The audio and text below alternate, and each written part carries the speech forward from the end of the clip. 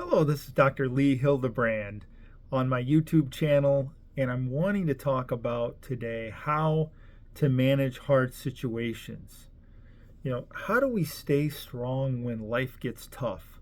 As we all know, life can bring a punch to it at times, and there are situations that can happen very unexpectedly. In fact, a reality that we live with every day, and I'm not trying to be morbid with this, but just to be realistic about the way our lives work, is that in any moment, something significant can happen that can drastically change our lives or potentially even end our lives as we know it. So, given that, it's really important that we understand how to cope with and how to handle situations when they come up. In fact, tough times don't last when difficult things come up, but tough people who learn skills and resiliency do. And, when I reflect upon this, what I want to do today is I want to explain how these kind of situations can come up and offer some practical strategies and thoughts on how you can manage situations that come up in your life that bring about tremendous stress. And it reminds me of the serenity prayer. And a part of it, of course, the classic serenity prayer is, God, grant me the serenity to accept the things I cannot change, courage to change the things I can, and wisdom to know the difference. This paradigm is really important because the first part is being able to identify things within our lives that we don't have control over. We don't really have any influence over. Most of us didn't have any influence over COVID-19. Most of us did not have any influence over the major recession in 2007 and 2008. Most of us do not have any control over, major situations that happen in our lives. And then the second part is so we're accepting the things we can't change, and then we're looking to change the things that we can. We're looking to exert the influence we can in situations. Many times we can find ourselves wasting a lot of time trying to change things that we do not have power to change, and neglecting that energy to deal with the parts of situations in our lives that we have influence over. And we have a lot more influence than sometimes we think. We have a lot of influence over how we think. We have a lot of influence in regard to how we react to situations. We have a lot of influence in regard to our choices. So these are the areas when we look at our influence that we can utilize to help us cope with and deal with hard situations. So the number one thing I want to emphasize, and that is to acknowledge the struggle. It's important when something difficult happens to give ourselves permission to normalize feeling overwhelmed, to normalize that we feel anxious about it, that we're ruminating about it sometimes even, that we are really captivated by it and we feel pressure. I was talking to a friend of mine the other day and acknowledged a certain difficult situation that I'm experiencing, and I indicated to him that I could just tell that it's like in the back of my mind. Those situations or those pressures in life where they don't last a day or a week or whatnot, but it's this pressure in the back of your mind.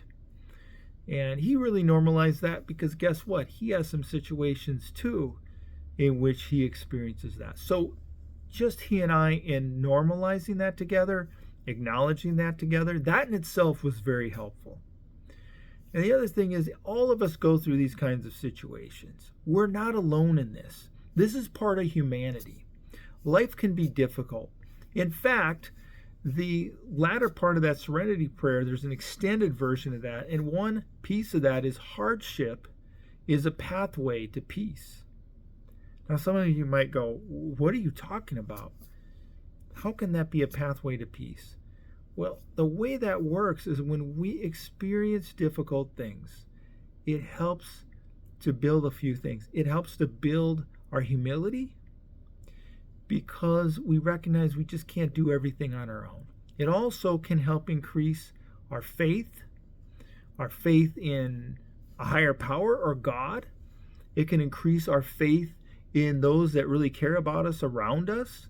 And it can also increase our faith in regard to our own ability to cope with, to deal with, to face situations and seek to withstand them.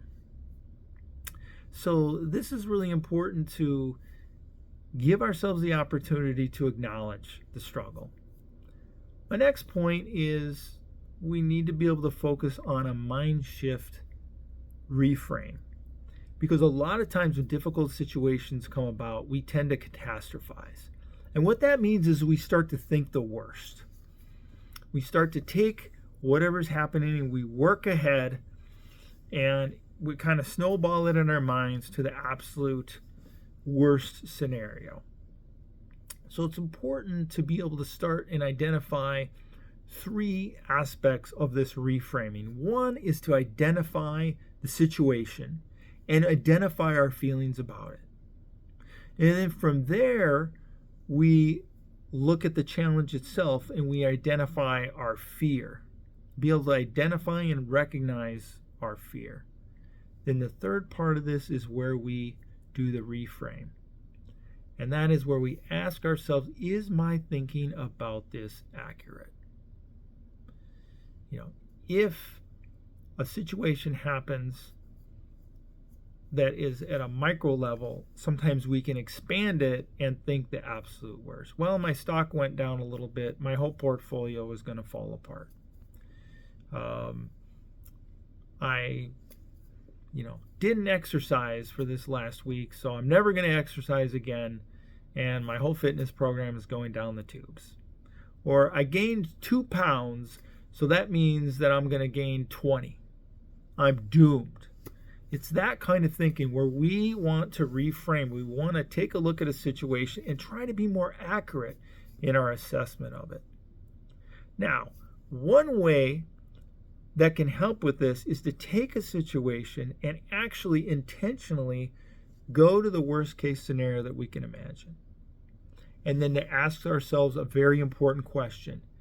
Can I handle what's most probably would be the worst case situation? And a lot of times what we find is if we play that out, we recognize, yes, if I had to, I could handle the worst case situation. I would continue to be okay. I would continue to find a way. Then we can take reassurance from that and go backwards and say, if I can handle the worst potential situation, I can handle anything in between. So there can be a mindset shift in looking at it that way too. Now let's talk about another angle of this, and this is how do we do immediate grounding or calming of ourselves when we're in difficult situations so that we take our nervous system down a bit from an agitated state, which will better help us cope. First thing that we can do are breathing techniques. And this can simply be taking deep breaths in through the nose and then releasing it as slow as possibly out through the nose again. You can also do it through the mouth. And then a variation of that is if you look, while you're watching this right now, if you look at the screen and you take both of your fingers and you focus on the periphery without moving your head or your eyes, but I'm focusing on my fingers right now while still looking ahead. That if you do this for 60 seconds and breathe, you'll notice that your physiology moves from the sympathetic nervous system state, which is more kind of fight or flight and nervousness, to the parasympathetic nervous system state, which is more relaxed. For some reason, our physiology is made to do that. In fact, snipers use this in military settings before they take a shot so that their body is completely calm and they don't make any slight movements. We can use what I call peripheral vision, and you don't have to have your fingers up. You could be looking at the two mirrors in your car out of your peripheral and still driving safely because you still have your eyes ahead. And it will have the same effect. You can do this anywhere. But this peripheral vision technique can help with that immediate grounding. Another thing that can help is to be able to just label or name the emotions that you're feeling in a given moment. It's giving it some credence, and then it's letting go of that. It's almost like identifying if you look at a cloud in the sky and naming that cloud, recognizing it, and then just being with that for a moment and allowing the cloud to pass by. Just in that sense, you can recognize that no motion will be perfect. No motion will be permanent. And so there will be a sense like a cloud in the sky, well, it will continue to pass. Another strategy with this is to take mini breaks. Step away. Go outside, take a walk, distract yourself, and look in a different area. And then lastly, under tools for immediate grounding, is it's important to have compassion. If somebody else is involved in the situation, maybe somebody's even wronging you or attacking you or coming after you, is just to have acceptance about human nature. That within human nature, there can be dark and negative tendencies, hurtful tendencies, and to accept the world as it is and have compassion for those that are in it, as well as having compassion for yourself in the struggle. Sometimes we can be our worst enemies and not have compassion for ourselves. In terms of some longer term strategies that can help, one of those things is routine. That is, when we're going through a difficult situation, it's very crucial that we stick to our routine and that we continue to build stability in that. And that includes eating regular meals, exercising. It's taking the time to get enough sleep and trying to have consistent sleep. Another thing that is important in this is to have our support system there for us and for us to be able to lean on our support system. Sometimes it's very hard, way harder for us to receive care from other people than it is to give care. It can mean incredible vulnerability to ask for help. And yet when we're in these circumstances, we need to ask for help. And this support system can include your friends, your family. It could be a therapist or a life coach and others in your community. And then another part of this is acceptance. A long-term strategy is it's accepting the circumstances, accepting life on life's terms instead of trying to fight that in our minds, and letting go. It's a form of surrender. You've heard the phrase letting go and letting God. It's releasing it and not owning the outcomes, but just doing what we can do for today and surrendering the outcomes. You know, and when you think about real examples of this kind of resilience, it makes me think of a friend of ours and a neighbor that went through a tremendous ordeal some years ago. Her daughter was diagnosed with cancer in her brain, and this came on really suddenly. And she ended up, or I think she was about 14 years old. She ended up, or maybe 12, 13. She ended up passing away within a week. I mean, this is a scenario that any of us as siblings, friends, parents, grandparents, is just a terrible situation, so painful.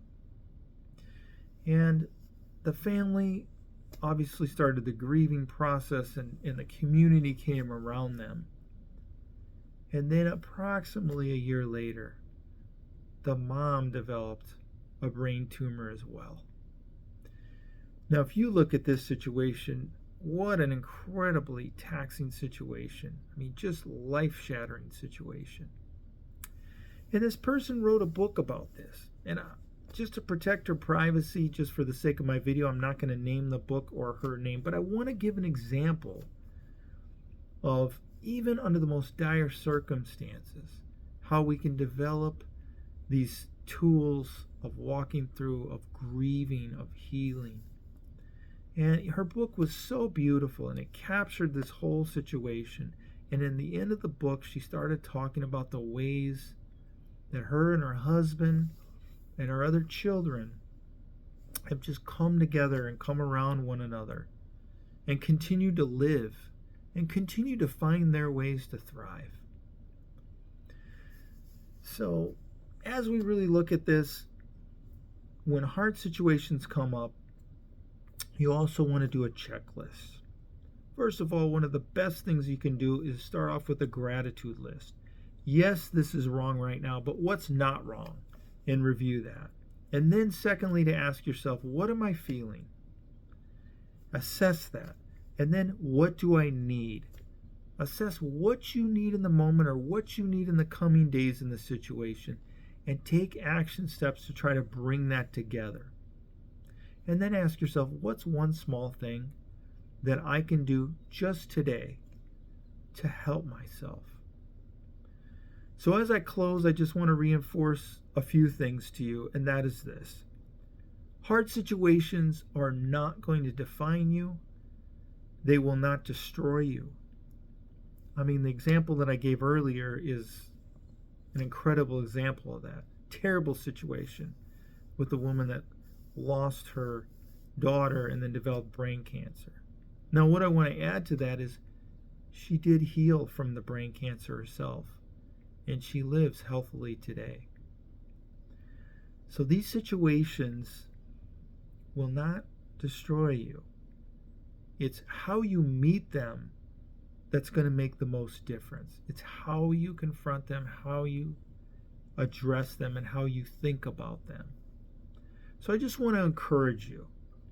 You are stronger than you think. Whatever you're going through right now, you are going to get through this. This too shall pass. I hope that our time here, and thank you for taking time to listen to this video, has given you a few helpful tips. We all go through hard things. We all encounter tremendous pain sometimes in trying to get through difficult things. Let's be in this together. Let's watch out for those that are around us that we can support when they're going through something difficult. And let's have the courage to ask those around us to help us in our challenges. Thank you so much for tuning in to my video today. Please feel free to forward this to anybody that you think could be benefited from this. And don't hesitate to like or subscribe to my channel as I seek to give topics, information, and videos that help us cope, that help us thrive in this journey of life. Thank you so much.